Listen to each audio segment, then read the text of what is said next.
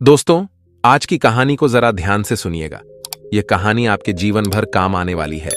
इस वीडियो को आप बिना स्किप किए अगर अंत तक देखते हैं तो आपकी सोच जिंदगी को लेकर बदलने वाली है। आपने कभी कभी ऐसे लोगों को देखा होगा जो हमेशा छोटी छोटी बातों पर रोते रहते हैं।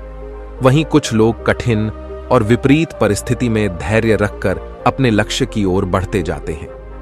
आखिर ऐसा क्यों है? इसका जवाब आपको आज की कहानी में मिलेगा। नमस्कार दोस्तों, बोधि विजनरी यूट्यूब चैनल पर आपका हार्दिक स्वागत है। एक बार एक गांव में एक बहुत पैसे वाला सेठ रहता था। वह उस गांव का सबसे अमीर आदमी था, लेकिन वह अपने मन से बहुत उदास था। उसे रात में नींद की गोली खाकर सोना पड़ता था। उसके घर वाले भी उसकी आदतों से परेशान थे। एक बार वह सेठ को पता चला कि पास ही के गांव में एक साधु महात्मा आए हैं। उसे मालूम पड़ा वह कभी जाने माने हैं। वह सेठ अगले ही दिन उन साधु के दरबार में पहुंच जाता है। साधु महात्मा उस समय प्रवचन दे रहे थे। प्रवचन समाप्त होने के बाद सेठ जी साधु से मिलकर अपनी समस्या उनको बताते हैं। सेठ जी कहते हैं, हे महात्मा, मैं अपने मन से हार गया हूं। ऐसा लगता है अब जिंदगी में कुछ बचा नहीं है। हालांकि मैं बहुत अमीर हूं, लेकिन मुझे लोग ज्यादा पसंद नहीं करते। महात्मा बोलते हैं, आज मैं तुम्हें 12 ऐसे सूत्र बताऊंगा।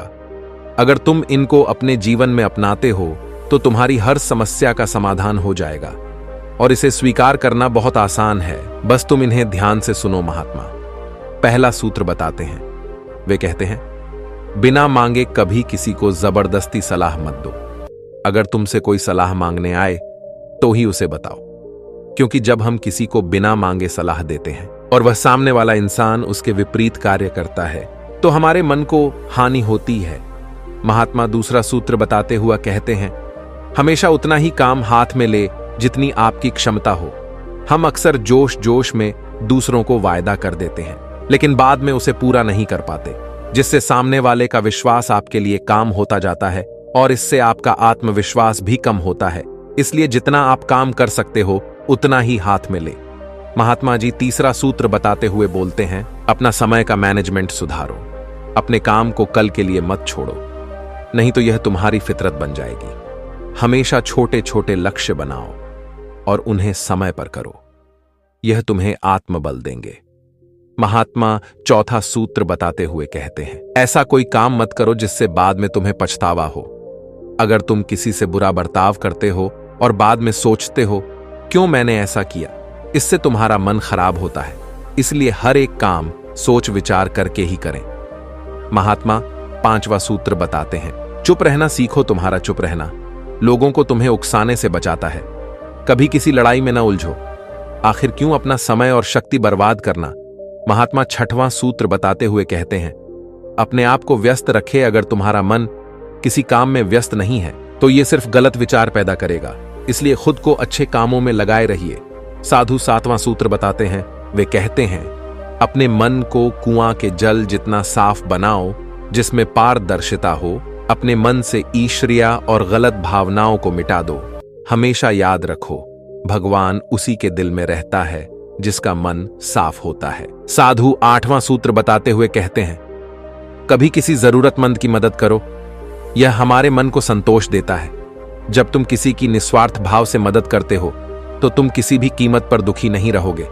महात्मन नौवां सूत्र बताते हुए कहते हैं, यह जीवन बहुत छोटा है, इसलिए खुद को और दूसरों को माफ करना सीखो।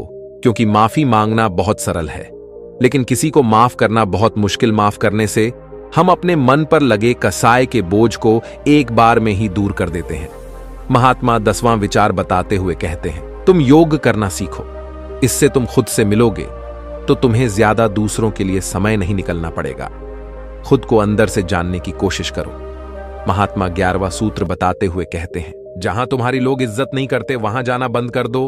2 रोटी नामक से खा लो, लेकिन किसी की ज्यादा गुलामी करके पकवान खाने की जरूरत नहीं है। महात्मा आखिरी सूत्र के बारे में बताते हैं, अपने जीवन में शांत बनने का प्रयास करो। शांत होना संत बनने से भी ज्यादा कठिन है।